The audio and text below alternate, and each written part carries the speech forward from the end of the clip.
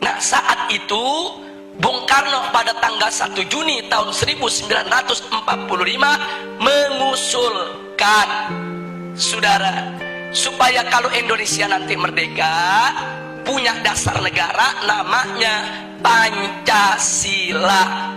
5 dasar. Sila pertama, Bung Karno mengusulkan peri kemanusiaan, kemudian peri kebangsaan, sedangkan peri ketuhanan diletakkan di sila yang kelima, sila terakhir. Ini ditolak oleh ulama, saudara. Kiai Haji Wahid Hasyim menolak, Kiai Haji Abdul Qahar Mudzakkir menolak, Kiai Haji Agus Salim menolak. Kenapa mereka menolak? Enggak pantas ketuhanan ditaruh di sila terakhir. Enggak boleh sila ketuhanan diletakkan pada sila buntut. Ini fakta sejarah. Karena itu para ulama kita berjuang dalam forum BPPKI supaya ketuhanan naik menjadi sila yang pertama. Lalu setelah terjadi perdebatan sengit, pada tanggal 22 Juni 1945 disepakati oleh NU, Muhammadiyah, Sarekat Islam, oleh Bung Karno, Bung Hatta, Bung Yamin, semua sepakat. Apa yang mereka sepakati, saudara? Bahwa Pancasila, satu, ketuhanan dengan kewajiban menjalankan syariat Islam bagi pemeluk-pemeluknya. Dua, kemanusiaan yang adil dan beradab. Tiga, persatuan Indonesia. Empat, kerakyatan yang dipimpin oleh hikmat kebijaksanaan dalam permusyawaratan perwakilan. Lima, keadilan sosial bagi seluruh rakyat Indonesia. Ini sepakat, Bung Karno ikut tanda tangan, saudara. Jadi artinya mereka sepakat. Ini kan 22 Juni belum merdeka nih kita nih. 22 Juni 1945 ini sebelum merdeka. Jadi semua sepakat kalau nanti kita merdeka, inilah dasar negara kita. Nah, itu disebut konsensus nasional.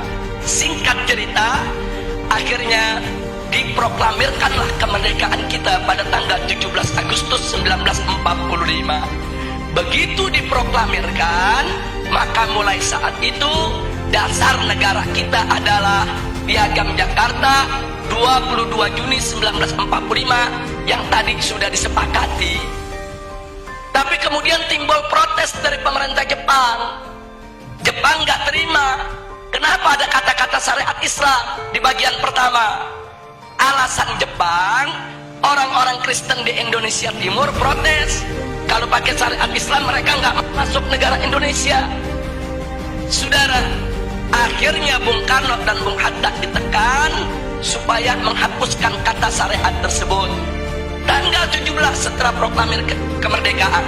Nah, akhirnya Bung Karno dan Bung Hatta menggelar sidang PPKI pada tanggal 18 Agustus 1945. Nah, dalam sidang tersebut Kiai Haji Wahid Hasyim tidak hadir karena sudah perjalanan pulang dari Jakarta ke Surabaya. Kiai Haji Abdul Qahar Mudzakkir dari Muhammadiyah tidak diundang. Nah, kemudian Kiai Haji Agus Salim dari Sarekat Islam tidak diundang. Ada apa kiai-kiai kita tidak diundang, saudara? Bisa dibaca. Kalau kiai-kiai kita diundang, mereka nggak bakal setuju syariat Islam dihapus, saudara. Makanya supaya ini lolos, ini goal, kiainya nggak usah diundang, saudara. Jadi marginalisasi ulama itu udah mulai terjadi semenjak kita kemerdekaan, saudara. Disingkirkan ulama kita. Nah, akhirnya begitu digelar sidang, yang hanya 2 jam sidangnya. Sidangnya cuma 2 jam terburu-buru. Kemudian sila pertama Pancasila diganti. Diganti dengan apa? Ketuhanan. Itu aja, saudara. Sedangkan kalimat dengan kewajiban menjalankan syariat Islam bagi pengikutnya itu dicoret, saudara. Nah, akhirnya ada beberapa tokoh Islam yang hadir seperti Ki Bagus, saudara, dari Muhammadiyah menolak karena beliau tahu ini ulama NU, ulama Muhammadiyah, ulama Sarekat Islam gak bakal terima ini diganti. Terjadi perdebatan. Nah, akhirnya dapat solusi. Apa solusinya? Ini perjuangan Ki Bagus ini dari Muhammadiyah, saudara. Solusinya ya sudahlah, syariat dihapus nggak apa-apa.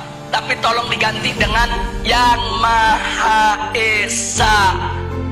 Dan Bung Karno setuju, saudara. Jadilah sila pertama ketuhanan Yang Maha Esa. Nah, kalau saya melihat sejarah ini, saya bersyukur kepada Allah. Loh, kenapa? Wa yamkuruna wa yamkurullah wallahu khairul makirin. Mereka berbuat makar menghapus syariat, Allah balas makar mereka. Syariat hilang, tauhid yang datang, saudara. Itu kan syariat diganti sama tauhid itu. Syariatnya dihapus, yang masuk apa? Tauhid. Kita nggak rugi, saudara. Itu pertolongan Allah, saudara. Padahal ulama dipinggirin, ulama mau dikhianati, saudara. Tapi Allah jaga. Nah, oleh karenanya sampai hari ini ulama-ulama NU, ulama-ulama Muhammadiyah nggak pernah punya masalah dengan Pancasila, saudara. Nggak ada ulama NU nolak Pancasila, ulama Muhammadiyah nolak Pancasila, para habaib nolak Pancasila. Nggak ada. Loh, kenapa para habaib, ulama, kiai dan ajangan tidak menolak Pancasila? Karena mereka tahu Pancasila adalah ijtihad ulama, karya ulama. Nah, itu yang ingin saya garis bawahi, saudara. Jadi jangan sekali-kali menuduh ulama ini anti Pancasila. Mereka yang buat kok, mereka yang rumuskan kok, saudara.